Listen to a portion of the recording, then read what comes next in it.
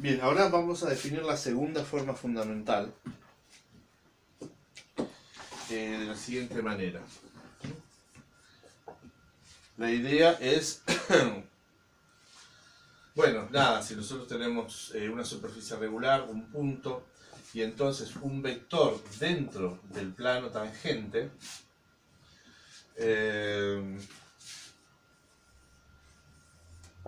si es este P y un vector B, definimos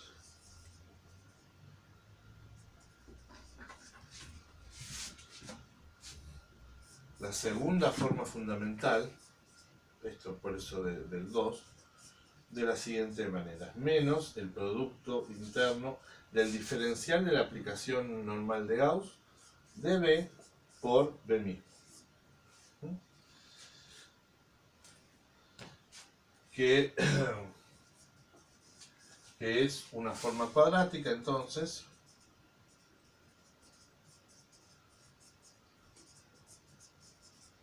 llamada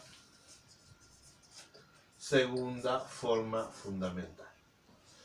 Bien, que es una forma cuadrática es fácil de ver porque viene de una forma bilineal, ¿no? Como el diferencial es una transformación lineal, entonces si yo tengo dos lugares acá y acá para poner cosas, entonces sería esto una forma bilineal. Al poner la misma cosa, entonces lo transformo en una forma cuadrática. Bien. Entonces, ¿qué particularidad tiene esta segunda forma? Me va a decir justamente un poquito lo mismo que estábamos anticipando. Cuando yo mida la segunda forma fundamental de un vector, me está diciendo si la superficie, si esto me da negativo, entonces me está diciendo que la superficie está bajando. Si me da positivo, quiere decir que la superficie está subiendo. Si me da cero, quiere decir que, digamos, ni baja ni sube, puede tanto subir como bajar, porque esto, insisto, es una cosa que ve a nivel cuadrático. Pero, por ejemplo, también podría ser que yo esté yendo por una línea recta, entonces no esté ni subiendo ni bajando. Sí, vamos a hacer entonces, a ver, un ejemplito muy a mano. Nosotros hicimos un ejemplo, no exactamente de esto, hicimos lo siguiente, como para tener idea de cómo funcionaba esto. Hicimos un ejemplo de una superficie y pensamos que los normales estaban todos ubicados así. Bueno, bárbaro. Este ejemplo estuvo muy bueno y cuando empezamos a plantear las cosas y tomamos el vector B acá, entonces de repente salía que esto terminaba siendo un autovalor. Bueno, esto es porque no siempre pasa que si yo tomo un corte, todos los normales están dentro del corte. No, muy probable es que los normales, si bien el normal en el punto sí va a estar, porque voy a elegir justamente un plano vertical que lo contenga, lo probable es que los otros vectores normales estén yendo para otro lado y esta situación no la tengamos, ¿sí? Entonces eso es para tener muy en cuenta.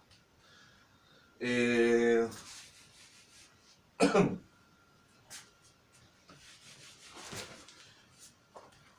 los casos más fáciles esto no pasa y entonces esto pasa justamente, por ejemplo, en el cilindro. Si yo tomo el cilindro y tomo... a ver, claro, si yo tomo esta dirección, por ejemplo, entonces hagamos la cuenta, ¿no? ¿De qué va a pasar? Este es mi vector B. Los normales son estos. Son todos constantes los normales, ¿sí? Entonces, lo vamos a hacer otra vez lo que venimos haciendo siempre. ¿Cómo calculo yo el diferencial en B? ¿Sí? Bueno, si yo ya los veo que todos los normales son constantes, el diferencial me va a dar 0.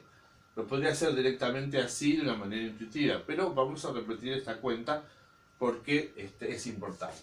El diferencial de n en b se calcula derivando una curva. ¿Qué curva? Primero, se piensa una curva alfa que cuando yo la derive me dé b. ¿Sí? En este caso, esta curva sería la curva que cuando la derivo me da b. Bien. Entonces, a esta curva la compongo con la función, que en este caso son los vectores normales, y entonces esto, que termina en la otra superficie, en este caso una esfera, lo derivo. Y lo evalúo en el mismo lugar que acá. Entonces, todos estos normales me dicen que van a parar todos a este punto. Quiere decir que esto es una función constante y bueno, cuando derivo la función constante me da 0. ¿Sí? Entonces quiere decir que esto en definitiva me dio 0. Ahora ya, si esto me da 0, no hay ninguna cuenta que hacer. La segunda forma fundamental en B me va a dar menos 0 por B igual a 0. ¿Sí? Entonces, en esta dirección, la segunda forma fundamental, que ahora vamos a ver dentro de poquito que se trata de, en algún sentido, de la curvatura normal, me da 0. Haciéndolo más rápido, si yo ahora elijo esta dirección W y elijo esta curva muy conveniente, entonces, ¿cómo son los normales acá?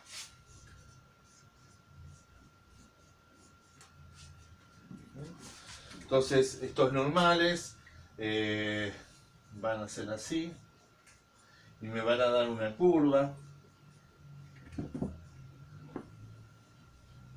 que evidentemente es una circunferencia. Entonces, cuando yo derivo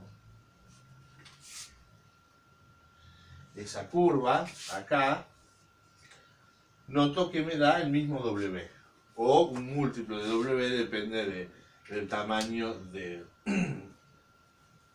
esto, pero está en la misma dirección de W. Lo importante es que entonces al estar en la misma dirección de W, cuando yo haga esta cuenta, supongamos que en vez de W me dio 2 por W. Entonces, cuando hagamos esta cuenta,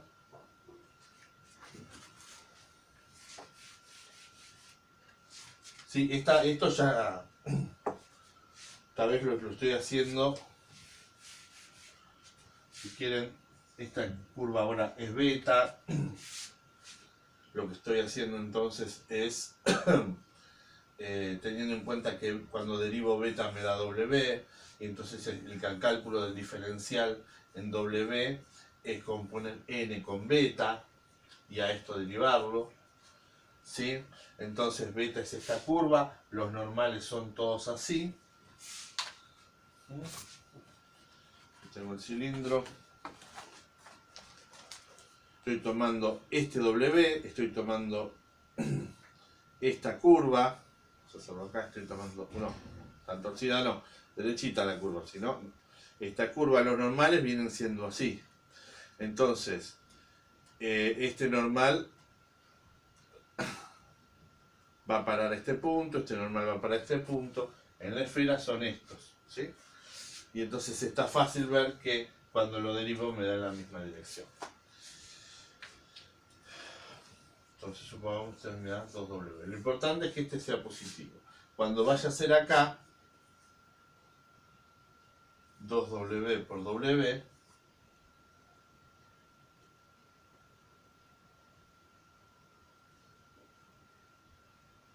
¿qué pasó?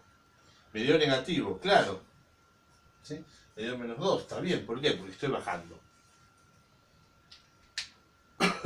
el hombrecito que está acá, ahora cuando se empiece a mover hacia acá va a estar bajando.